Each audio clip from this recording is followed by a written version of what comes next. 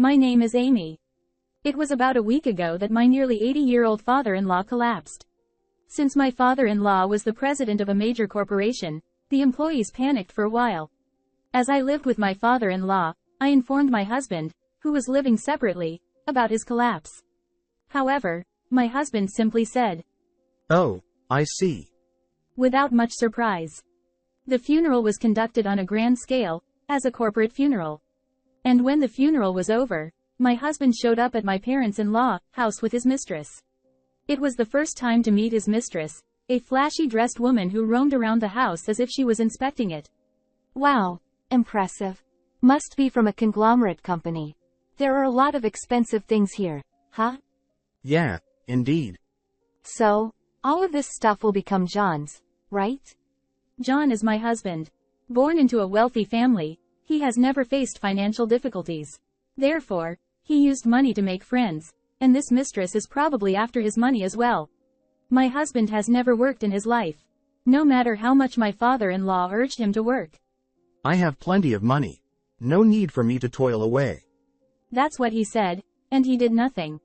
However, as he reached a certain age, perhaps he felt uncoolness of doing nothing, and he declared himself an artist and has been living a laid-back life ever since. I married such a husband not out of deep love but because my father-in-law needed someone to inherit the company, and he noticed me, as a secretary at the time. Going against my father-in-law's wishes wasn't an option, and the thought of not inheriting any fortune was distressing. Moreover, when his father, CEO of a major corporation, passed away, there would be no one to support him financially if I didn't comply. With these concerns, my husband decided on our marriage without even going on a single date. As for me, burdened by debts my parents had accumulated, I couldn't refuse this marriage. However, even after getting married, there was nothing resembling a normal marital life with my husband.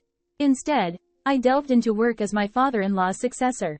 Thanks to that, even now, after my father-in-law's passing, I don't face any financial difficulties because of my job. Wow, impressive. I wonder how many millions in inheritance, huh? Millions? Come on, it should be billions, for sure. Wow, incredible. Truly befitting of a conglomerate. Sorry for snatching away the only son of a conglomerate family. Mary clings to her husband and laughs as she says that. I don't really have any resentment about being snatched away. So, John gets all the inheritance, right? Yeah, of course. I'm an only child, so it's all mine. But it won't go to the wife, right? The inheritance is all mine. From now on, I can spend money however I want without worrying about my old man. Awesome, right? But, seriously, if you don't give something to her, she might say something later. So, as a compensation, I'll give you one of the possessions. You can choose whatever you want. Okay. Well then. First, it'll be the company. The company?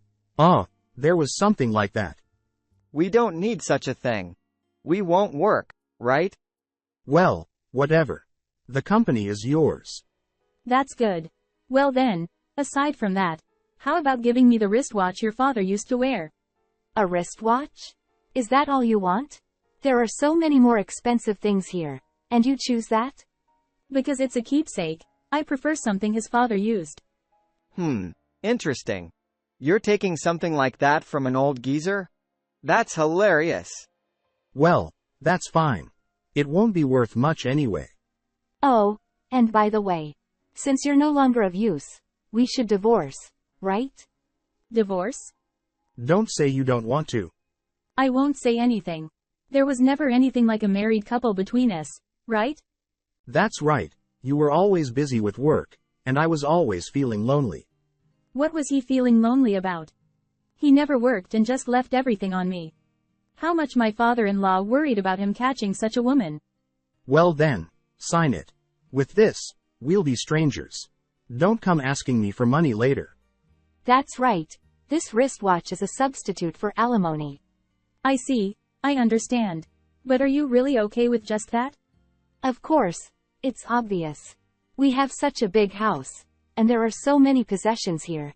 And surely that old man has a lot of savings somewhere. From now on, we can live as we like. That's right. Considering that old man, he probably has a ton of money stashed away in a Swiss bank. Swiss bank? Yeah, a Swiss bank. Rich people always stash their money there for tax reasons.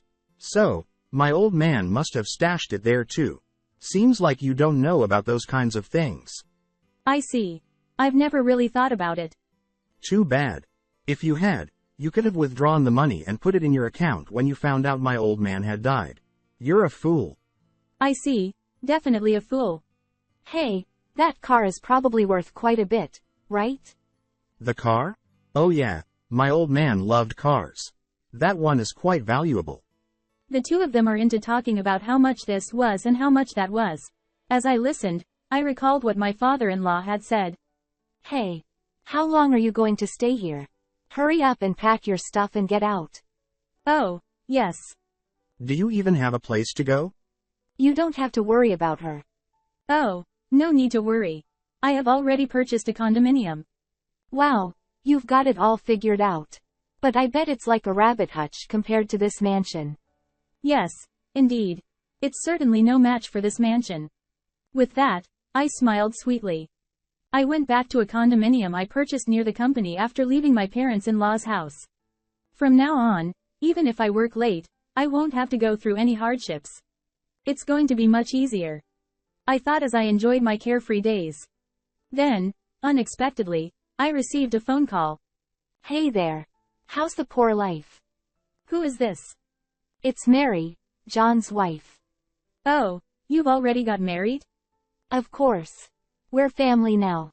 While you're getting divorced and poor, I've joined the ranks of the conglomerate. I see. Congratulations. Is there something you need? You don't have to act so aloof. I thought I'd enlighten you about the treasures in our house, considering how pitiful you are, so I decided to call you. What do you mean? I have to go back to my work, so I can't chat for long. Talking about work, poor people are so pitiful. You have to work hard just to survive. It's not like that. It's a valuable company left by my father-in-law. I'm just protecting it. I'm saying it's pitiful, being tied down to something like that. You can't escape from it. Is that so?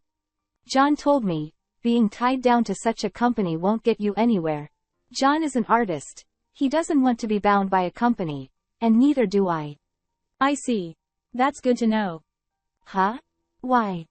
If someone likes being tied to a company, they might end up fighting for the company even if they can't do the job. I want to protect my father-in-law's company at all costs, but I guess you and John don't share the same sentiment, do you? Well, being tied down to something uncertain and difficult isn't as good as something that pays off immediately, right? I see. Is that all you wanted to talk about? I have a meeting soon. It's not over yet. The real discussion starts now. Irritated by the pointless conversation, I was eager for the call to end soon. Hey, there's going to be an appraiser coming this weekend. An appraiser? Yep. We're getting our valuables appraised to see how much they're worth. Okay. And what does that have to do with me? That's why we thought we'd let you join in too. You'll probably be so jealous if they're worth billions. I don't think they'll be jealous. Why not? You're definitely going to be jealous. I don't think so. I have no interest in how much the things in that house are worth because they're not mine. So, I won't be jealous. You have such a boring personality. You're like a robot. Is that so? Yeah. But even someone like you would definitely be jealous if they were worth billions. So come over this weekend. I'd rather not. Just come. I might even think about giving you something else. I didn't want to waste precious time on such trivial matters. But Mary kept insisting so persistently that I eventually gave in and agreed to go over the weekend. I got into my car and headed to the house where I used to live with my father-in-law. Waiting for me at the door was Mary, dressed in tacky clothes. Welcome. What do you think this outfit? It's super high-end. Did you buy it? Hee hee. Yeah.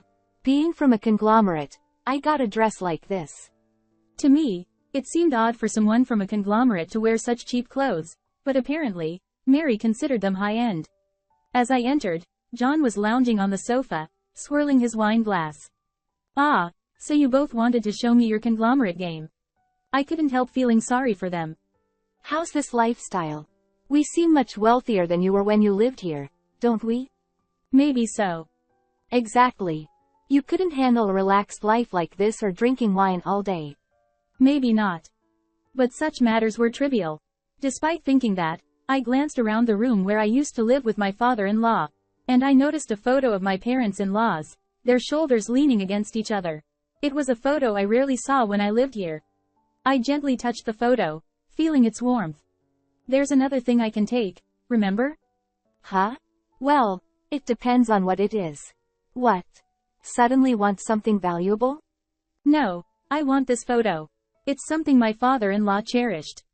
Oh, that? Sure, take it. I was planning to throw it away anyway. Thank you. You're such a weird woman. As I gazed at the photo of my father-in-law and mother-in-law in the frame, it felt like I was seeing them again after a long time.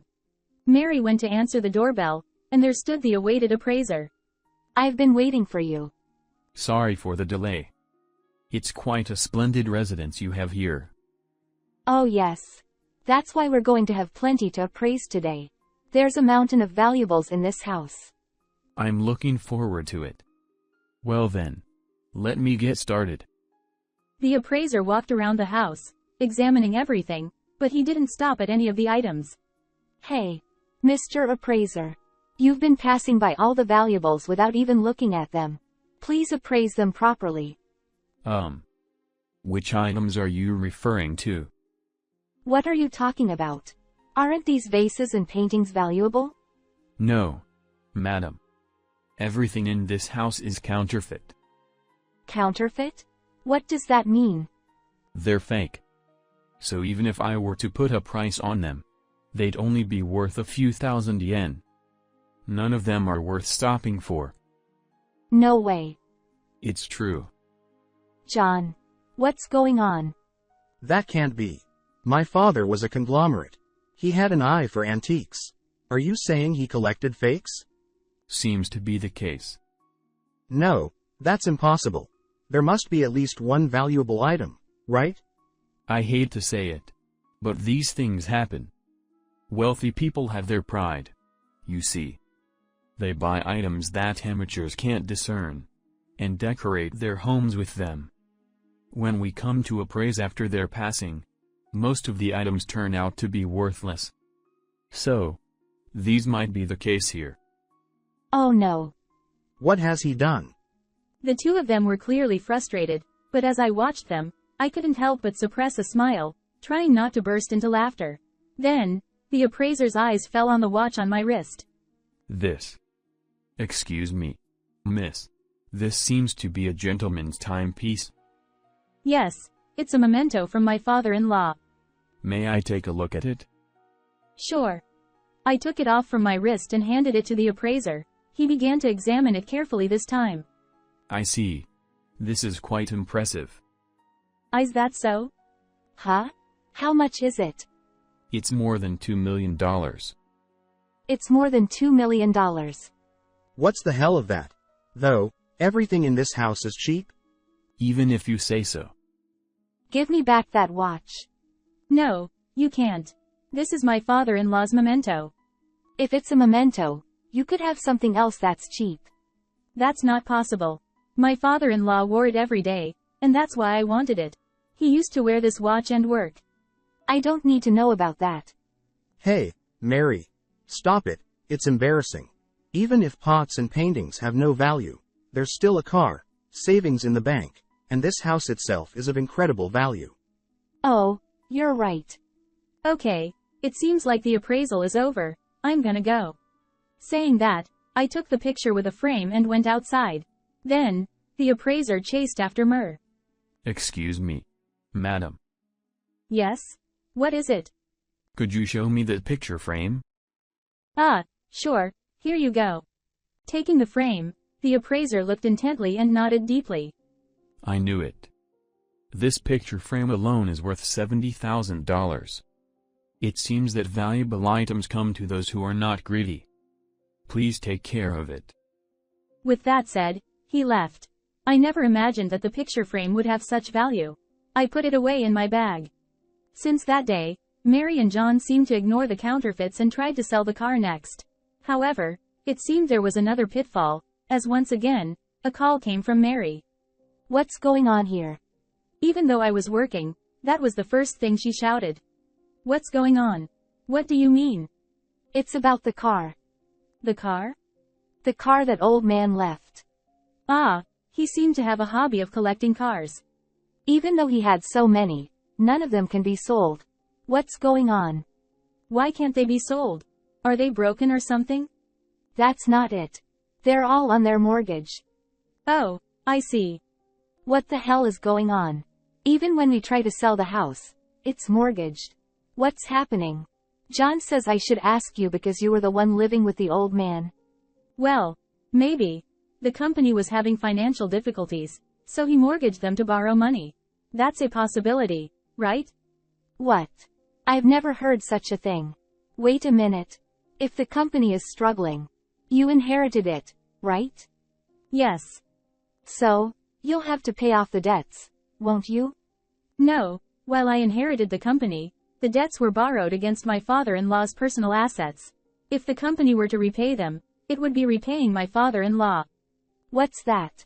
How do you repay someone who's passed away? There's a clause in my father-in-law's will stating that the debt repayment obligation ceases upon his passing. It's probably because it's pointless to repay after his death, you know. I'm going to get it. That's not how it works. Then what about the car? What about the house? Since they're mortgaged, they'll likely be auctioned off soon because the debts won't be repaid, that is. If you really want the car or house, you'll have to pay off the debt yourselves. How much is it? Probably a few $100,000. We can't pay. That's right. So, if it's auctioned off, does the debt go away? Even if it's auctioned, it won't cover the borrowed amount. It might reduce from a few $100,000 to $10,000, perhaps. Either way, it's the same. It's a mess. What should we do? Oh, what about the bank? He has money in Swiss bank, right? I have no idea why John thought that, but my father-in-law didn't have a single dollar in a Swiss bank. He only had accounts in American banks, and as far as I know, there were only hundreds left. Why would that happen? I thought he was a tycoon? Even if he was a tycoon, money doesn't come without work, and as the president of the company, fundraising is part of the job. So, he made his own money, borrowed from wherever he could. And now, this is the result. So, we have to pay off $10,000 in debt? That's right. Since we inherited the estate.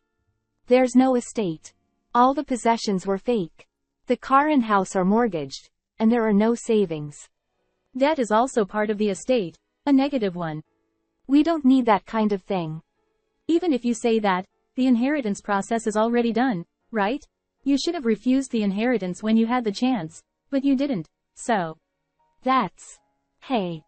Yes, what is it? The company is making profits, isn't it? Indeed, but downsizing is unavoidable. We're doing our best to manage. Give me some of the company's profits. Why would that be? That old man was John's father, so the company's profits belong to John. No, that company is mine now. The ownership has been changed, and I've assumed the role of president. You have no connection anymore. Oh, so all we'll be left with is debt. That's the consequence of your choices. We'll be poorer than before. That's unavoidable. It's unfair that you're the only one with a company. Just because I became the president, it's not smooth sailing. It requires substantial funds to maintain. Do you have that money? How much do you need? Around $2 million for now.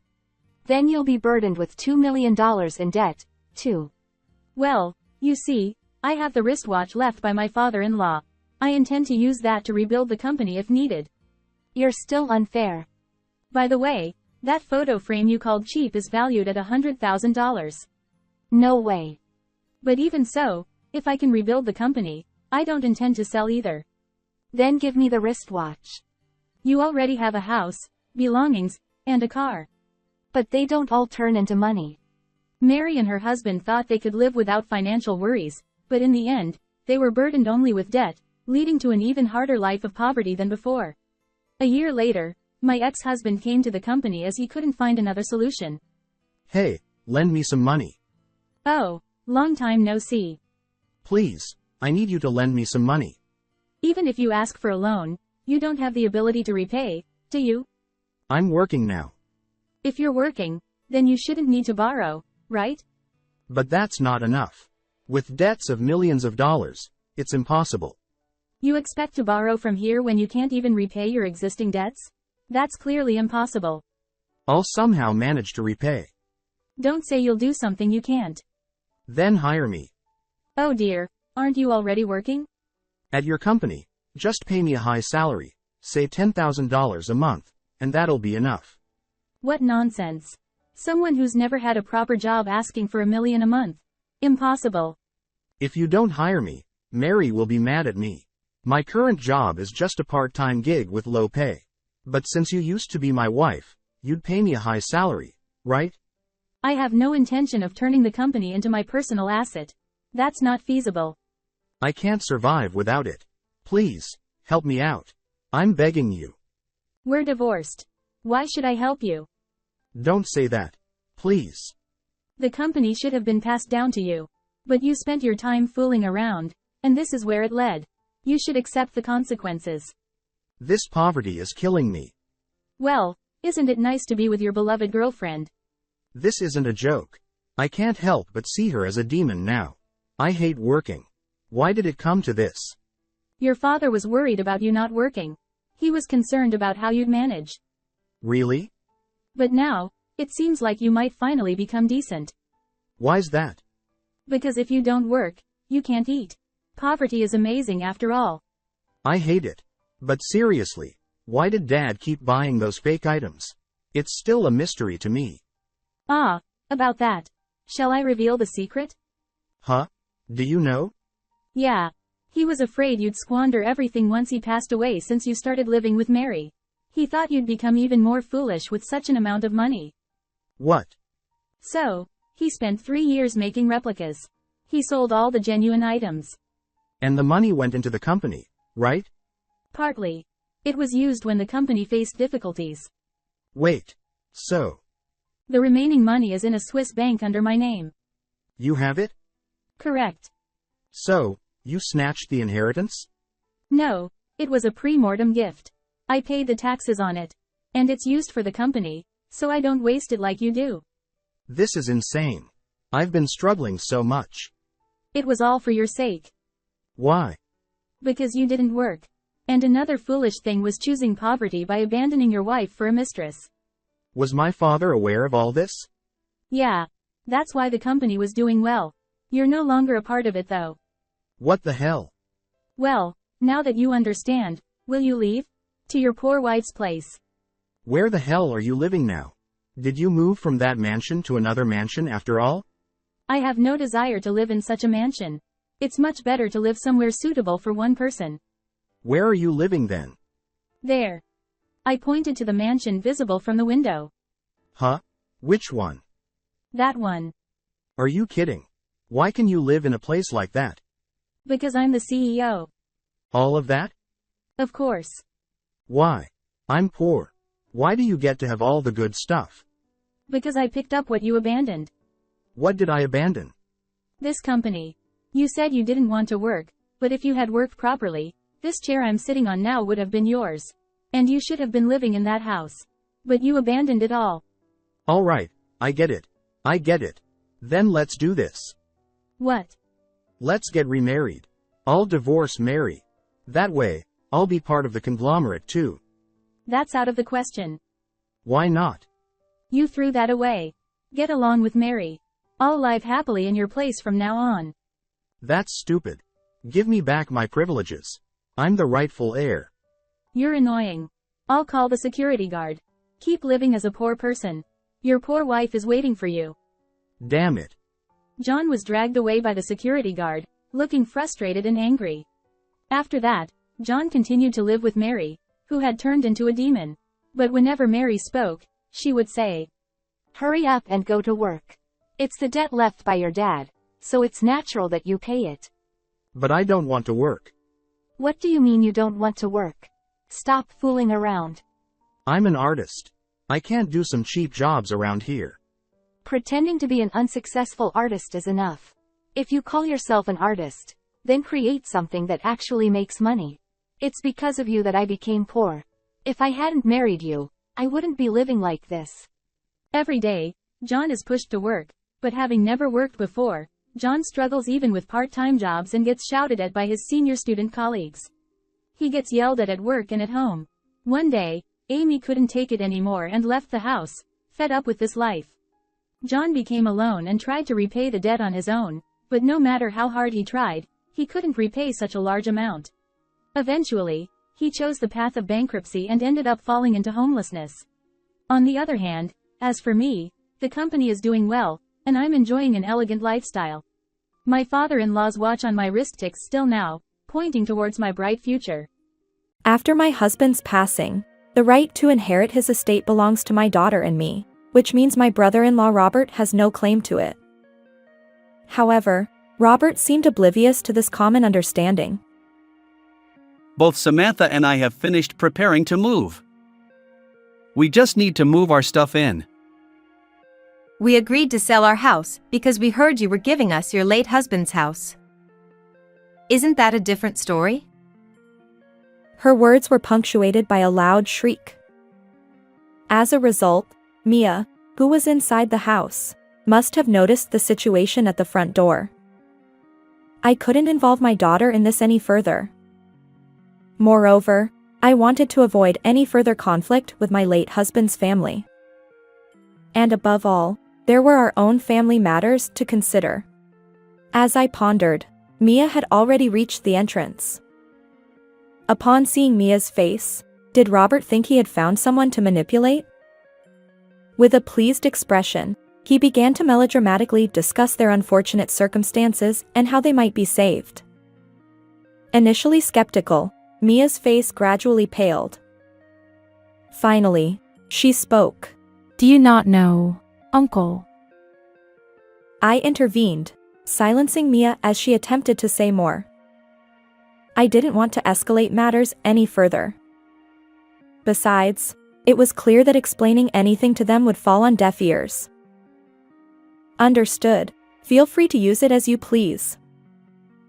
My name is Olivia.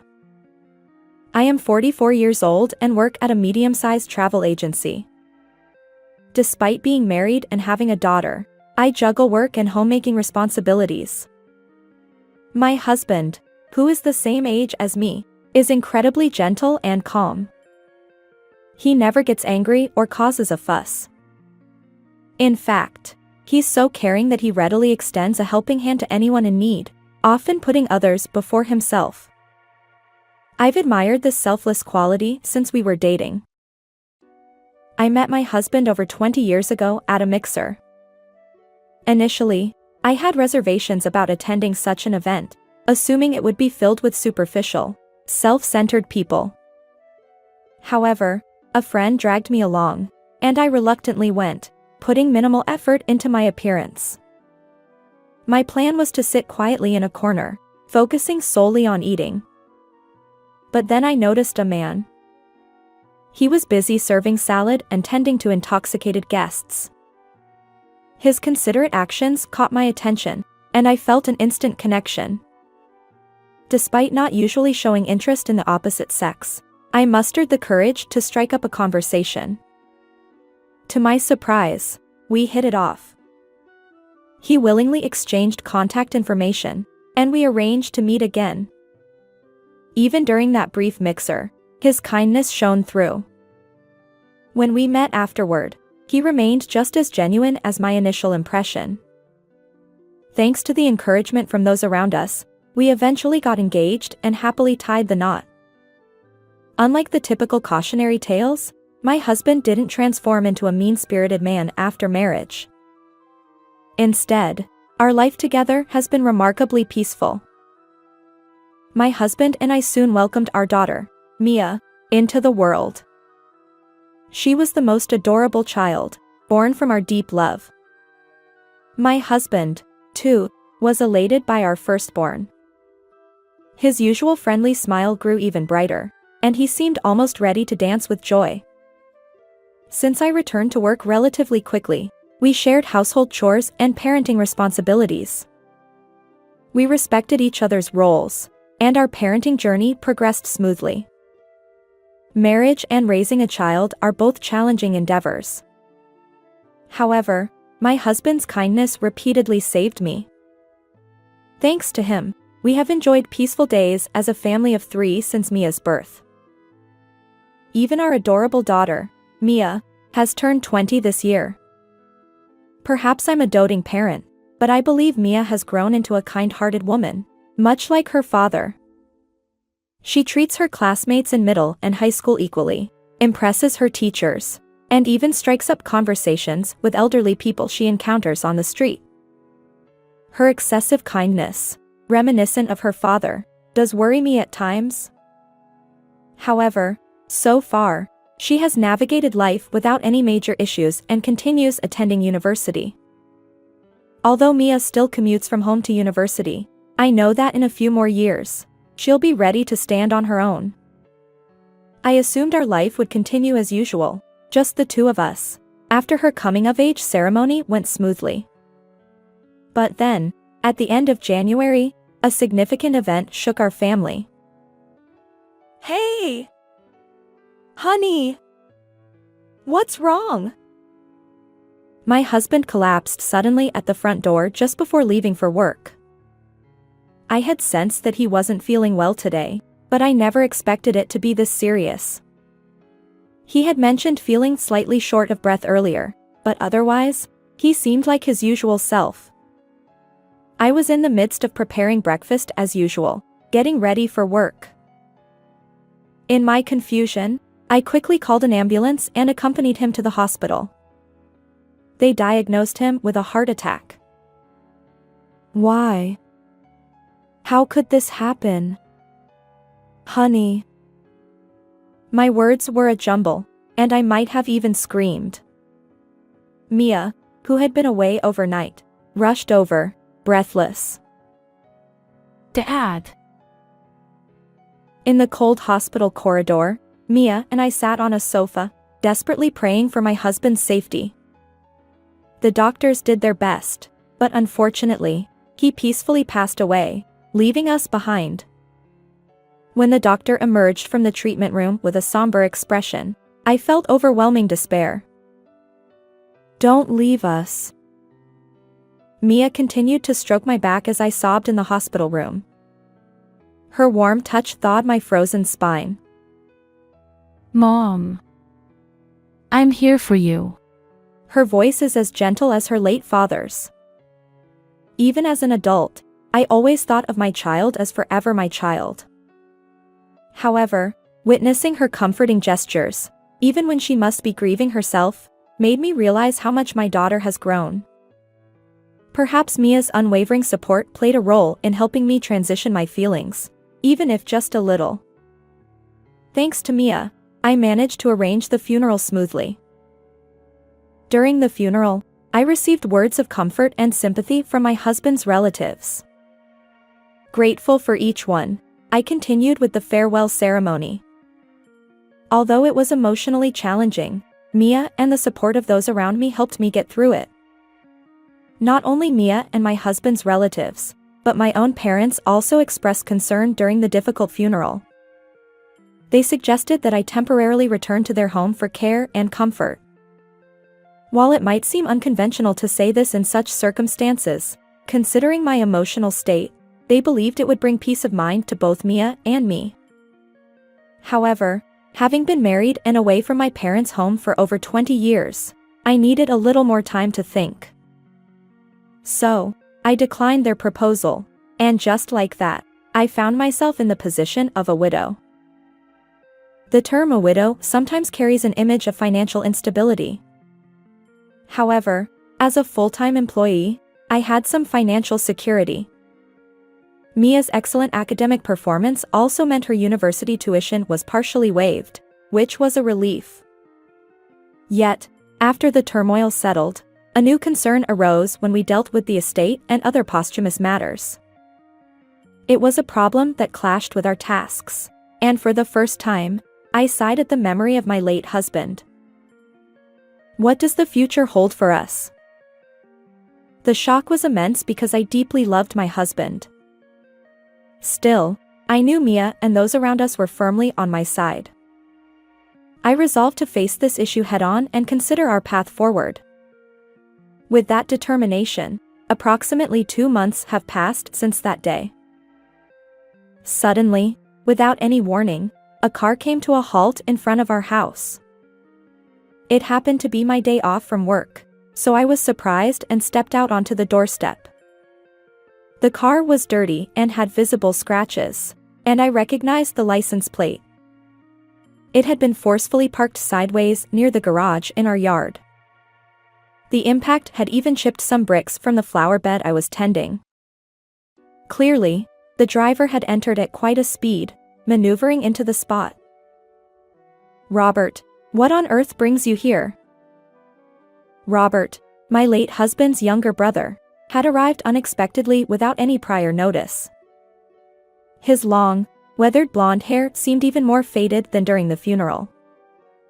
I hadn't noticed earlier, as he had been dressed plainly, but now he was wearing a worn-out t-shirt as his everyday clothing. As he stepped out of the car, he blurted out, "I'm taking over this house. Pack your things and leave immediately." I couldn't fathom what he was saying. This house was jointly built with our savings after my husband and I got married.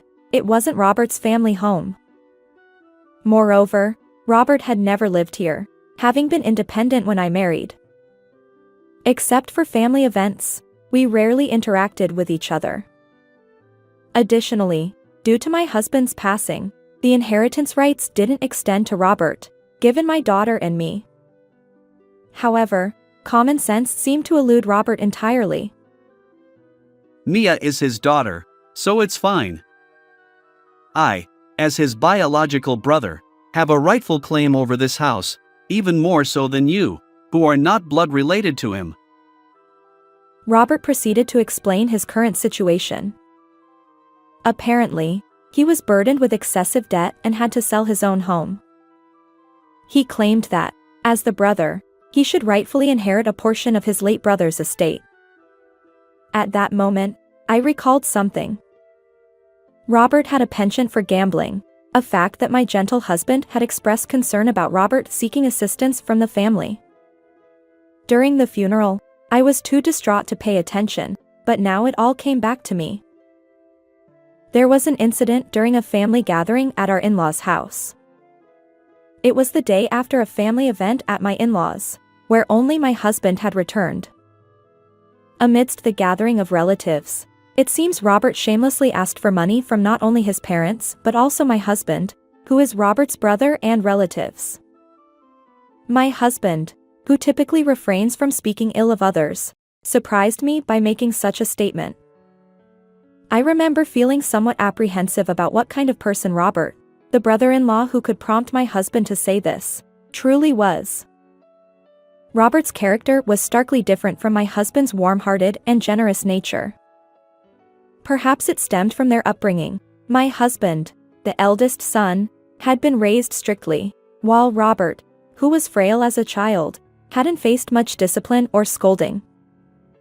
Although my in-laws didn't intentionally create differences, perhaps due to these contrasting experiences, Robert has grown into an adult who struggles to discipline himself. The older ladies in the extended family have expressed similar sentiments. Now, this very Robert is advancing toward me with a menacing expression. "Even if you suddenly say something like that, this house." I was taken aback by the unexpected and unconventional proposal, which didn't align with common sense or legal norms. However, Robert continued, interrupting my words. Both Samantha and I have finished preparing to move. We just need to move our stuff in. He forcefully pressed on with his argument. As the tension escalated, another person stepped out of the car. She walked in high heels, a middle-aged woman. Although we hadn't interacted much beyond family events, I instantly recognized her as Robert's wife, Samantha. According to our relatives, Samantha had a peculiar hobby. She frequently spent nearly $400 on lottery tickets, claiming it was to make up for her husband's losses. Needless to say, this extravagant behavior didn't sit well with their family. Samantha joined the argument, defending Robert. We agreed to sell our house because we heard you were giving us your late husband's house. Isn't that a different story? Her voice echoed through the room. Mia, who was inside the house, must have noticed the situation at the front door. We heard footsteps descending the stairs from the second floor. I couldn't involve my daughter any further. Besides, I wanted to avoid any further conflict with my late husband's family. And above all, there were our own family matters to consider. As I pondered, Mia had already reached the entrance. Suddenly, Robert appeared in front of her, and Mia couldn't hide her surprise. Robert, upon seeing Mia's face, must have thought he had found someone to manipulate. With a pleased expression, he began melodramatically discussing their unfortunate circumstances and how they might be saved, seeking sympathy. Initially skeptical, Mia's face gradually paled. Finally, she spoke. Do you not know, Uncle? I intervened, silencing Mia as she attempted to say more. I didn't want to escalate matters any further. Besides, it was clear that explaining anything to them would fall on deaf ears. Understood. Feel free to use it as you please, I said, stopping Mia's surprised gaze. I informed Robert and Samantha that we would be vacating the house in a month. They seemed pleased that their proposal had been accepted. Given the physical and emotional challenges of moving immediately today, I requested some time. Perhaps because of this, Robert and Samantha were in better spirits and willing to listen. I asked them to leave for today, just temporarily, and took Mia back indoors with me. As soon as the front door closed, Mia furrowed her brows and said, Mom, even if you say that. Mia had been worried, but I had a small plan in mind. I whispered the details of the plan to her. She understood and agreed to cooperate. We decided to leave the house of our own accord. First, I would follow my parents' suggestion and return to my parents' home. As for Mia, she couldn't continue attending university from my parents' house, so she opted to live alone in a studio apartment. While I wished she would come with me, I understood that I couldn't ask her to give up her education. Besides, she had her own dreams and aspirations related to her university studies. Although I had previously emphasized the challenges of living alone, her determination was unwavering. With that settled, I planned to call my parents right away. Meanwhile, Mia was diligently searching for student apartments on her smartphone. My parents readily agreed to my return, and Mia's apartment search went smoothly since there happened to be vacancies. Additionally, we easily found movers for both of us, likely due to it being an off-peak season. Despite the suddenness of it all, the move went surprisingly well. And so, Mia and I bid farewell to the house filled with memories of my late husband. The moving process was complete, and Mia was gradually adjusting to living alone. One day, my parents' home's phone rang. I glanced at the unfamiliar number on the landline panel. Lately, there have been many telemarketing calls targeting elderly people like my parents, so I hesitated. However, the incessant ringing forced me to pick up the receiver. Hello? I answered. The moment I placed the receiver to my ear, a booming voice echoed through the line. Olivia! It was Robert, and his shouting was so intense that it felt like feedback. His angry voice was familiar, and I listened as he continued. You know what they told me? That if I kept living in your house, they'd call the police. What's going on? Robert sounded frantic. He seemed utterly confused, so I tried to calm him down before asking for the details. According to Robert, after we moved out, he and Samantha had indeed moved into our former home as planned. Initially, everything went well. They settled in and lived there for a while. However, things took an unexpected turn when an unknown real estate company showed up. Worse yet, the company's employees had a master key to the house, so they entered without permission, and Robert couldn't force them out. The real estate company claimed that the house was already listed as a used property for sale, and if Robert continued to stay, it would be considered trespassing. This couldn't be right. Had they mistaken another house, or was it a scam or robbery? Robert was convinced and argued back, but it seemed that the police were genuinely close to being called. I sighed heavily as I listened to the whole story. Indeed, that house has already been sold.